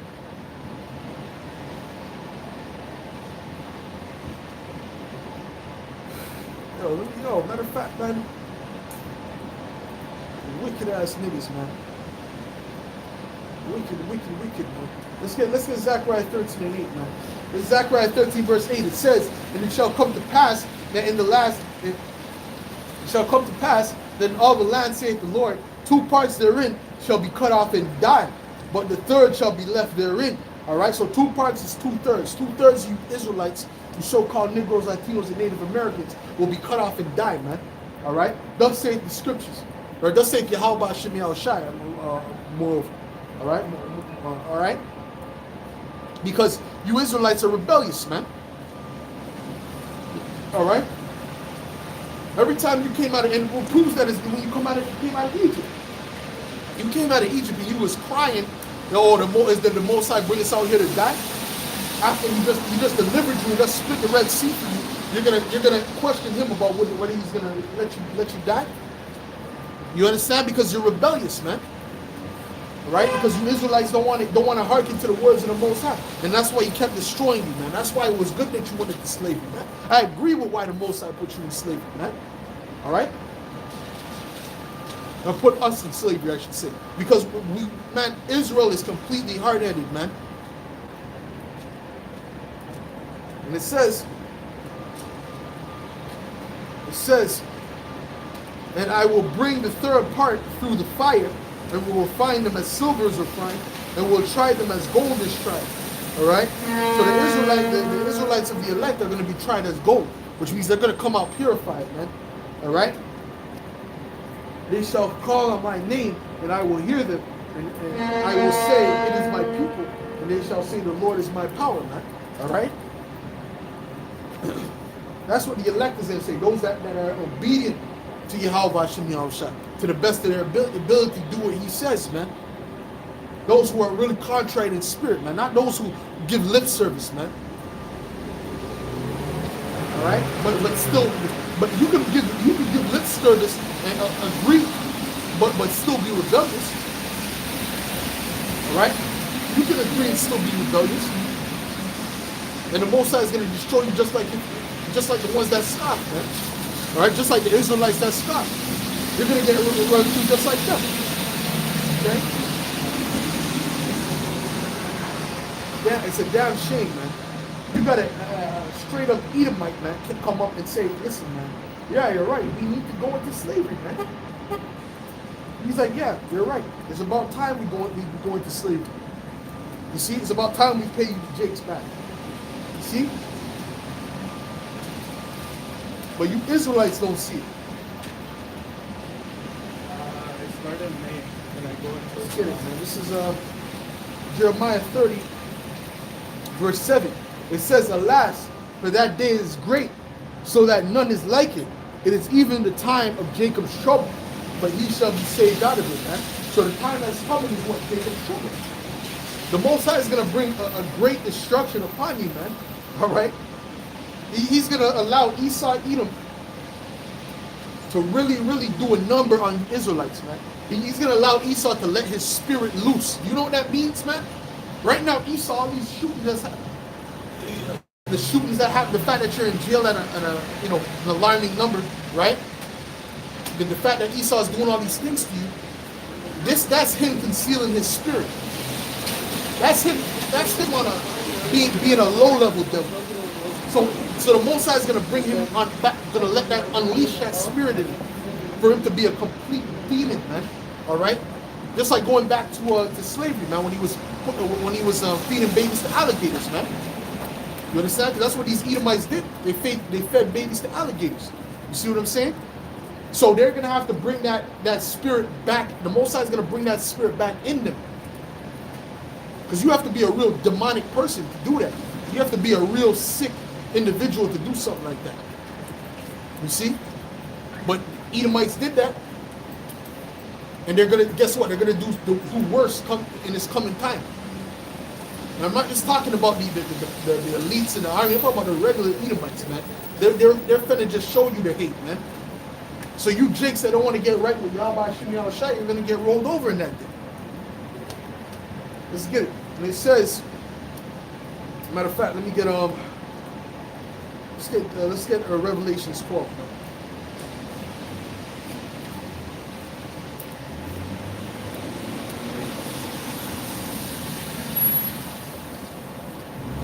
Revelations 12, verse 12. And it reads, therefore rejoice, ye heavens, and ye that dwell in them. Woe to the inhabitants of the earth and of the sea, for the devil is come down unto you, having great wrath, because he knoweth that he hath but a short time. So the elites are about to unleash, man. All right? Because they want to establish that enterprise, man. Right? That new world order, man. All right? They want to make sure they microchip the whole planet. You see? But the Most High is going to make sure that he puts a stop to that in the midst of their plans. They're going to get to do it, you know, to a certain extent, but they ain't going to be able to fill their belly, as the scripture says. They're going to be cut off in the midst. You know? But the Most High is going to allow them to really get down how they really want to get down. He's going to allow them to really slay. Remember that the scripture where Esau said, the times of mourning for my father coming, where I will slay my brother Jacob? Where they're going to actually allow, the Most High is actually going to allow them to really start to slay Jacob, man. All right? That's what's coming for Jacob's trouble. Esau's going to be letting loose. And you 2/3, you're going to be crying and screaming. And all that laughing is going to be out the window, man. All right? All that joking is going to be out the window in that time, man. You want to scoff and laugh at what you guys doing out there. You know, what you're doing is, you know, it doesn't make sense. We need to love. Esau doesn't love you, man. What the hell's wrong with you, man? All right? You try to show love to a damn a viperous serpent, man. You're going to get bit. As simple as that, man. All right? So we don't feel sorry for you Israelites that get caught up, you know, you celebrities that done sold out to Esau, and then Esau, when he turns his back on you and demonizes you and completely destroys your life, we don't feel sorry for you, man.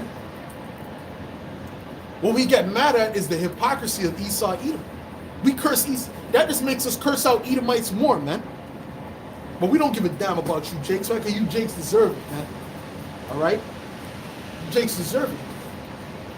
All right? You trusting in Esau. Esau's not to be trusted, man. Esau is not to be trusted. Let's get on.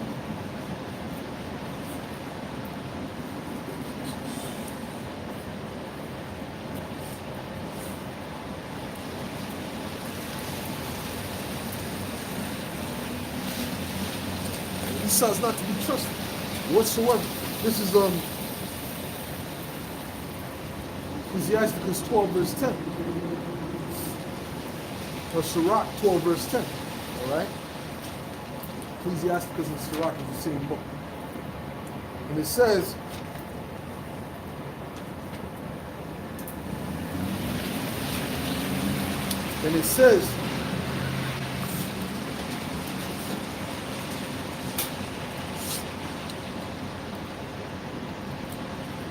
never trust thine enemy, for like as iron rusted, so is his wickedness. Alright, so as iron rusted, so is the wickedness of these Edomites, man. Which means that it will always come back. Right? Once you clean up rust, it's going to come back, man. Alright? Especially on iron. Iron rust very often. So it's going to always come back, no matter how you try and polish it up. You see? So Esau's right now, he's polished up a bit. You know? You see certain spots of the rust, but he's polished up a bit. But the Most High is about to completely take off that polish, man. And that's just, Esau's just going to turn into pure rust in these last days, man. You see? Then you Jakes are in trouble. Though he humble himself and go crouching, yet take good heed and beware of him. And thou shalt be unto him as if thou hast wiped a looking glass, and thou shalt know that his rust hath not altogether been wiped away. Now, you got to know these Edomites ain't right, man. No matter what these Edomites come and tell you, man, no matter how they try and come nice with you, like that devil, man, I didn't, you know what I'm saying? I was still watching his ass, man. He was coming to you saying that, cool, that's cool. You know, that's good, you know, that he came out and said that, but at the end of the day, he's still the devil. You know? You know? Am I going to invite him to my house? Absolutely not, man. Am I going to go chill with him after this? Absolutely not, man. You see? Why? Because he's my enemy. And it says,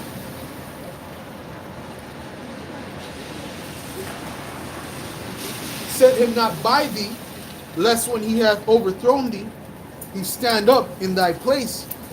And that's Esau Edom to a T, man. Esau always trying to take over, man. Esau always has an alternative motive. Even going back to the time of Xerxes, man. You had Haman. He put Haman next to him.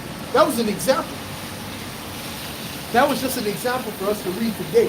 He put Haman right beside him. And what did Haman do, man? Haman was put as second in command. And what he did was he was put in second command. And his whole plot was to take out Xerxes, man. He wanted to make sure that Xerxes was taken out, man, so that he could be in the power seat, man. All right. So that was an example of how all Edomites are. When you try and befriend an Edomite, at the end of the day, they have an ulterior motive, man. Okay. If you got something that they want, Esau is gonna take it, man. Like when he goes into other nations saying he's coming for peace. He ain't coming for no peace, man. He's coming to steal, man. He ain't coming for peace, man. Right? Like with that situation in the Golden Heights.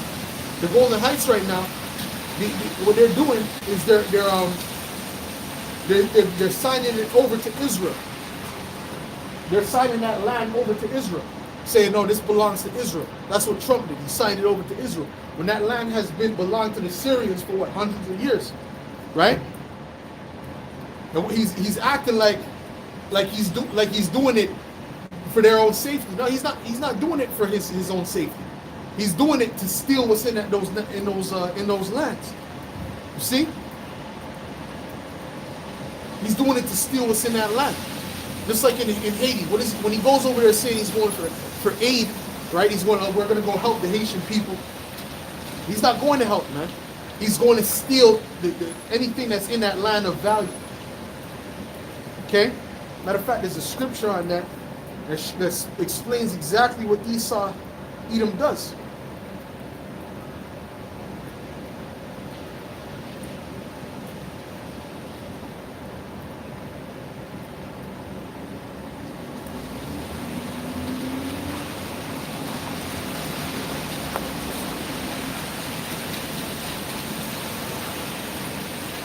Daniel's 8:25.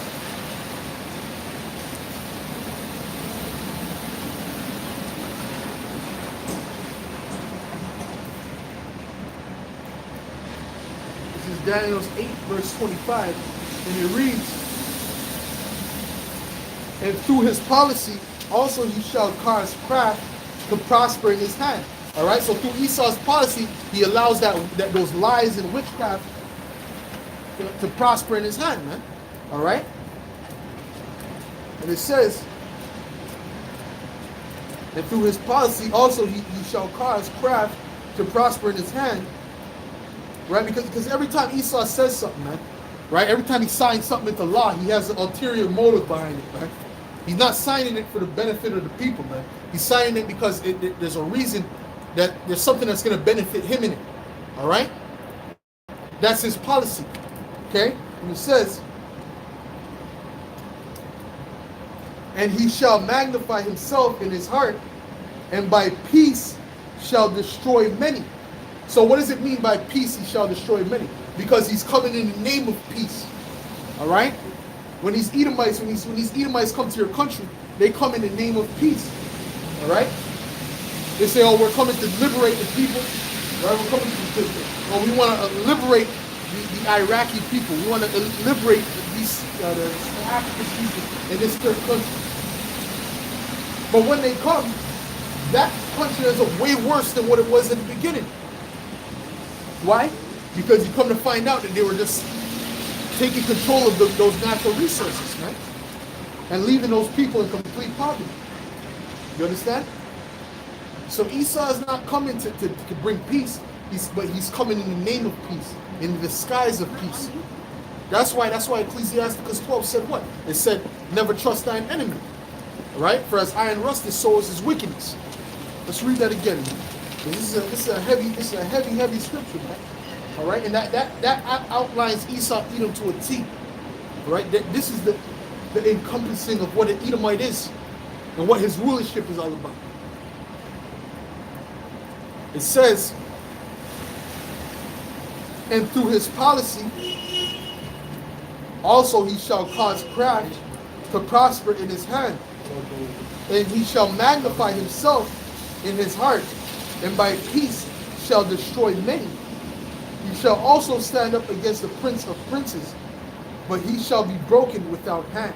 All right, so he shall stand. Who's the prince of princes? Yahushua, king of kings, lord of lords, man, and the prince of princes. All right, and he's gonna be broken, man. He's gonna be destroyed.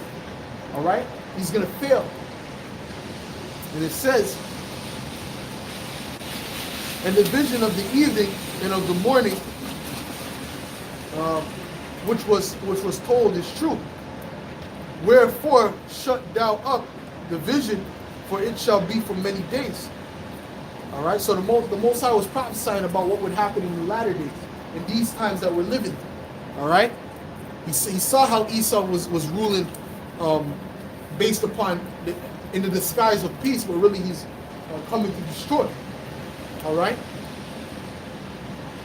Like he came to the Native Americans with that stuff. Oh, we just want to convert you to Christianity. And then before you know it, man, they were in slavery. He was chopping off their hands. You see what I'm saying? Burning them at the stake, giving them smallpox. Right? Hold on, this whole smallpox thing, they came. That was actually as a gift for peace. It's supposed to be like a peaceful gift, right? To signify peace. And they put fucking disease in it, man. So this man is the devil, man. You see what I'm saying? This man is the devil, 100%. Okay? Let me read that one more time, man.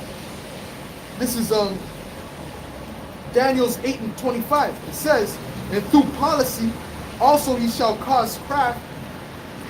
He shall cause craft to prosper in his hand, and he shall magnify himself in his heart, and by peace shall destroy many. Right? Like I said, the Native Americans, man, he came to them with peace. He came with peace, man.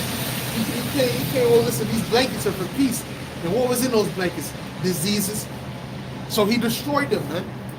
With peace. He destroyed them with peace. You see? And it says, he shall also stand up against the prince of princes, but he shall be broken without hand. He's going to be broken without hands, because Yahushua ain't going to be using no hands. He ain't coming to throw the hands with you. He's gonna destroy these people with spiritual power, man. All right.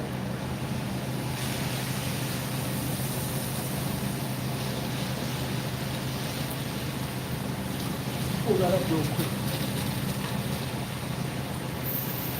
2nd Ezra 13.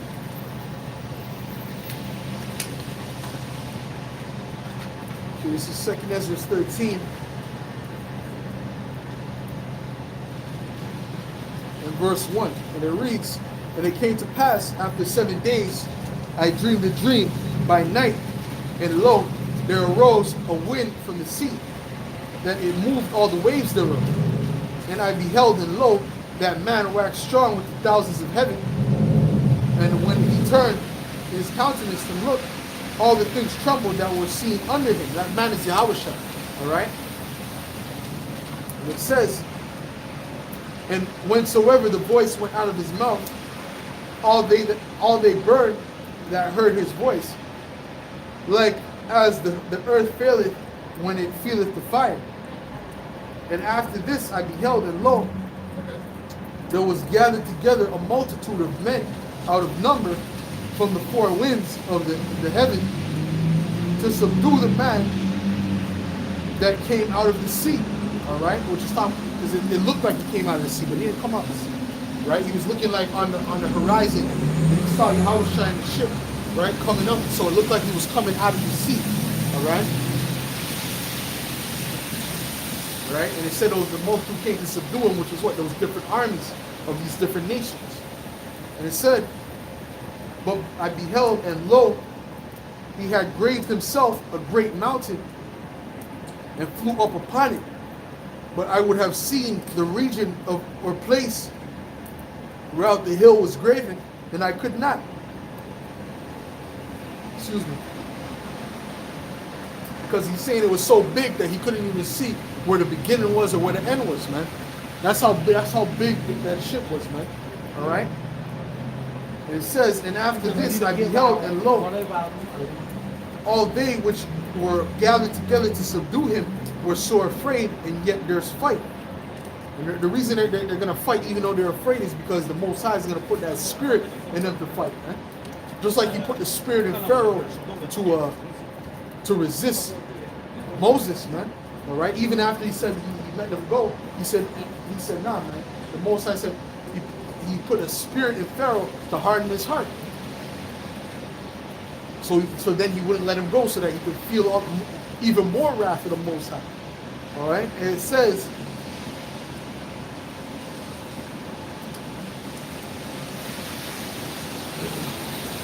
Said, and lo, as he saw the violence of the multitude that came, he neither lifted up his hand nor held sword nor any instruments of war. So like that scripture said, it said they shall be destroyed without hand.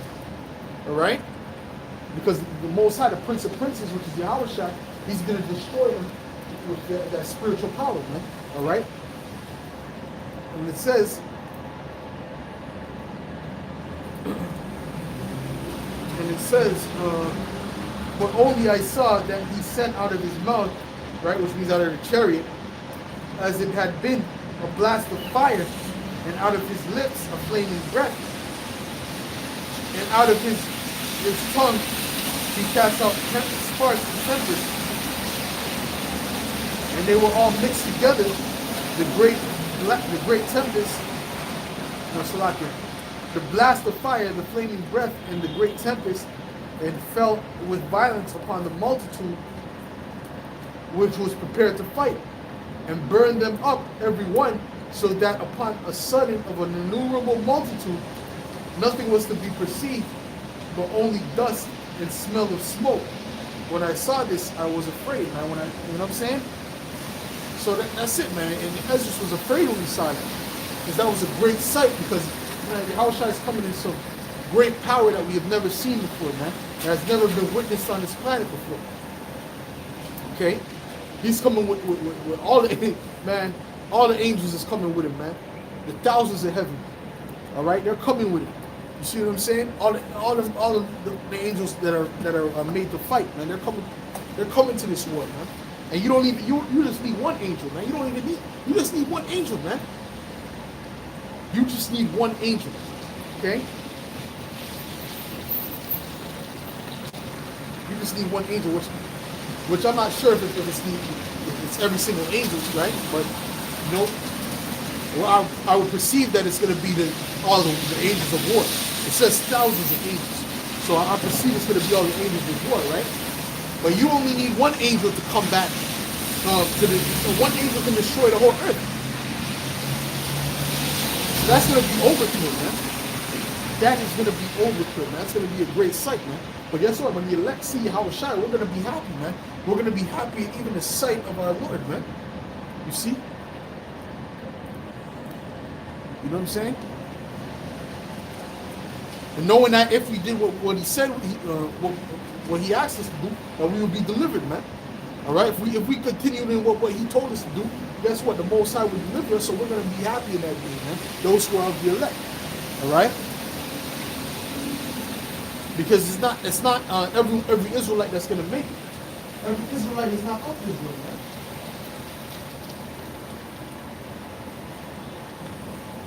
You got certain Israelites who are just out here to be destroyed. They were created to be destroyed. All right?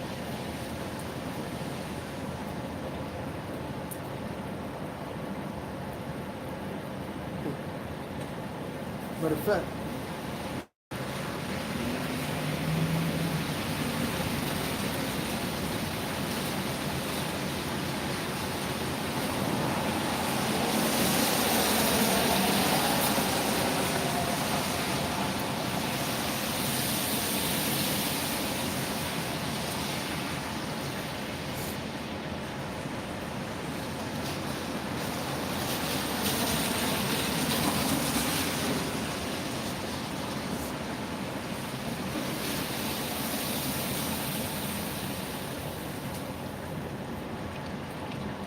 is 2nd Ezra 9:22.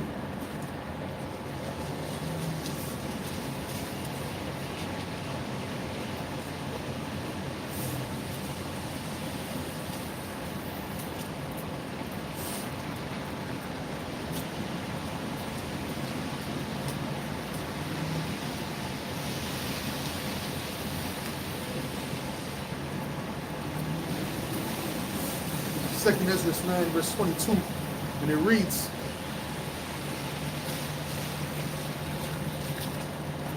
"Let the multitude perish, then which was born in vain."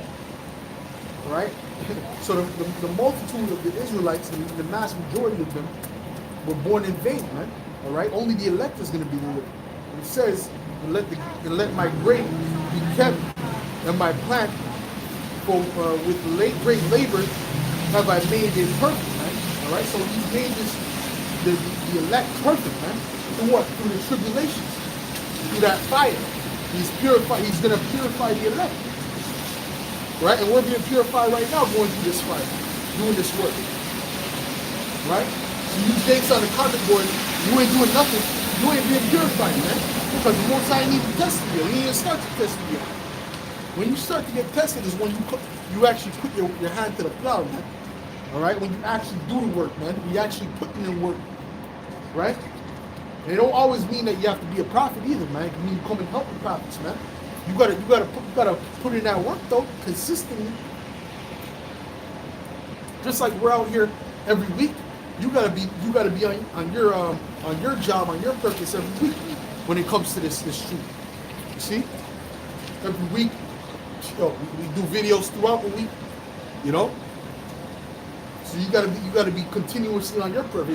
If your purpose is not to be a prophet, then listen, man, you gotta help out, man. You gotta really help out, man. You see?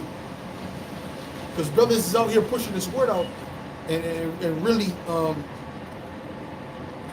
really catching hell, really out here battling the elements, man. You know, being ridiculed, being scoffed at, and you staying at home, man. You ain't doing nothing. See?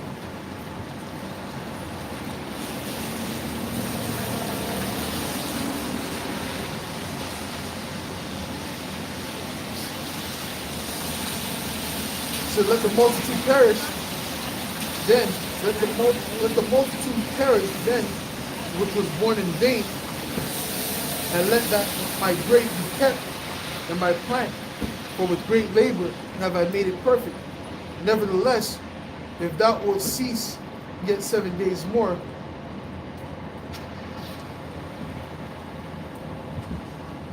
oh, okay, that's going into something else, that part. All right, so yeah, that's the point, man. You know, the multitude of the Israelites were born in vain, man. Which would consist of what? 2/3. 2/3 were born in vain because they're about to be destroyed. Let's get Romans 9. But is he going to utterly destroy the house of Israel? No, man. He's going to only destroy the 2/3. All right, the elect is going to be preserved. This is Romans 9. And I'll start at verse.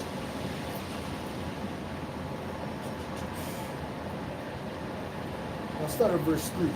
For I could wish that myself were accursed from Hamashiach, for my brethren, my kinsmen, according to the flesh, who are Israelites, and to whom pertaineth the adoption, and the glory, and the covenants, and the giving of the law, and the service of the Most High.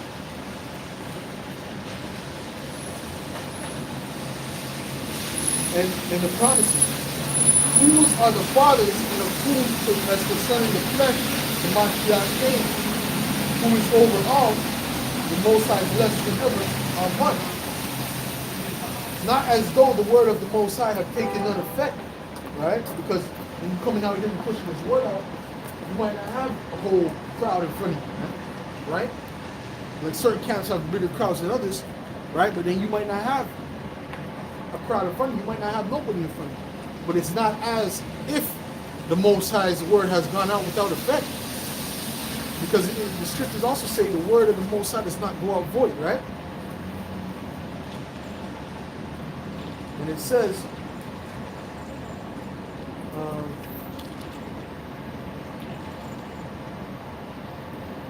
not as though the word of the Most High had taken none effect, For they are not all Israel which are of Israel. All right, so not every Israelite is an Israelite spiritually. See, you have Israel who are Israelites based upon, yes, their lineage, right? They go back to Judah, they go back to Benjamin based upon their lineage, right? But spiritually, they're still eating pork. They don't care about the Most High. They don't know His name. You see, they scoff at the prophets. They're doing things that heathens do. They couldn't care less about the Most High. So those are what? Those are spiritual heathens. Those are what we would call Gentiles. And it says, neither because they are the seed of Abraham are they all children, but in Isaac shall thy seed be called. Just like Ishmael wasn't the chosen just because he was of Abraham. No, the Most High chose Isaac. So Isaac was the chosen. Okay? The elect is the chosen. The elect of the nation of Israel are chosen to be delivered. Right? And hear this word and understand it. But 2/3 of the nation of Israel were not chosen, man. They were chosen for this word to be a stumbling block unto them. Alright? Because the word can either be for your salvation or it can be a stumbling block unto you, man. So this word is a stumbling block into 2/3 of the nation of Israel. Matter of fact,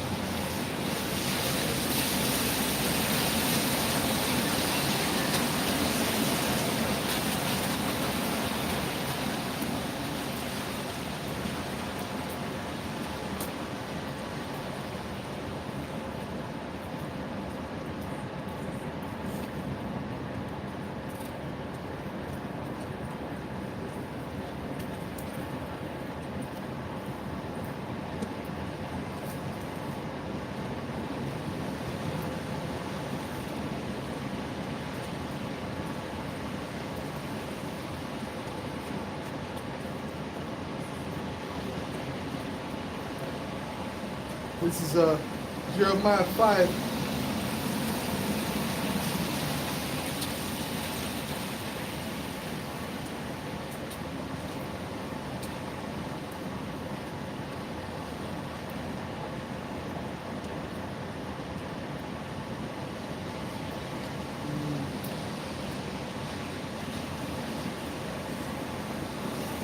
Matter of fact, I'm going to start at verse Salakia, Jeremiah 5, 20-21. It says, Hear now this, O foolish people, and without understanding, which have eyes and see not, which have ears and hear not. Fear ye not me, saith the Lord. Will ye not tremble at my presence, which have placed the sand for the bound of the sea by perpetual decree, that it cannot pass it? And though the waves thereof toss themselves, yet can they not prevail. Though they roar, yet can they not pass over it. Right? So the Most High say, I who created, the sea and the ocean and all that, right? And the fact that it can't go past a certain level without my say so, right? You're not gonna fear me, O Israel. You're not gonna reverence me. That's what the Most High is saying, man. And he's saying that really, it's the 2/3 that ain't gonna reverence him, because the elect is gonna reverence, man. We're reverencing him right now. We're doing the work of Yahweh Shem Shai for the fear of Yahweh Shem Shai. It says, but this people have a revolting and rebellious heart. They are revolted and gone, man. So they're rebellious, man. They don't want to hear the word. They don't want to listen and hearken to the Most High. All right. Neither say they in their heart, let us now fear the Lord our power, that giveth rain both the former and the latter in his season. He reserveth unto us the appointed weeks of the harvest. Your iniquities have turned away these things, and your sins have withholden good things from you. That's what's holding Israel from good things, is the wickedness of our people, man, the sins of our people, transgressions against the laws of Yahweh. All right? For among my people I found wicked men, they lay wait, as he that setteth snares, they set a trap, they catch men, man. So that's it, man. So the Most High already sees that, listen, the majority of these people, the 2/3 of the nation of Israel, they're not going to get it, man. All right? But the elect was programmed from the beginning of the earth to get it, man, to understand it. You see? You can't understand this word without being of the elect, man. All right? To fully understand this word. You understand? You could understand a part of this word, you can understand a certain portion of this word, but you can't fully understand this word without being of the elect.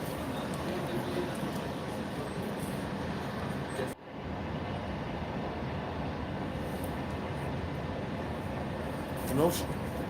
So that's it, man. At the end of the day, the Most High is not dealing with 2/3, man. The Most High is dealing with the elect, man. All right? And the elect is going to be the ones who are going to come out victorious at the end. Because 2/3 are going to get the same reward as their daddy Esau. All right? Let's get that in John 8:44.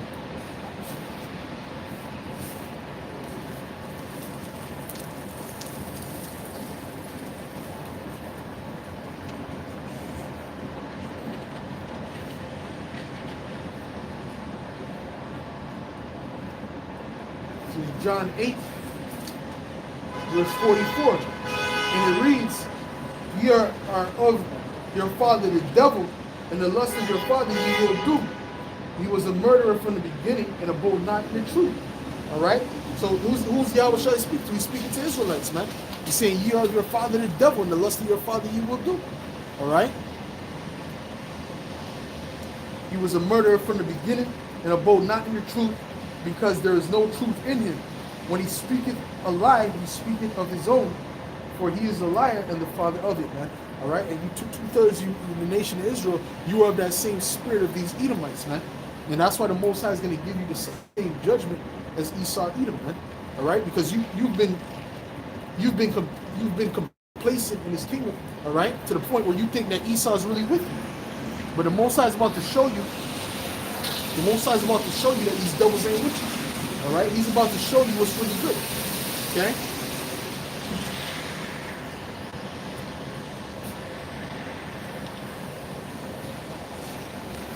All right?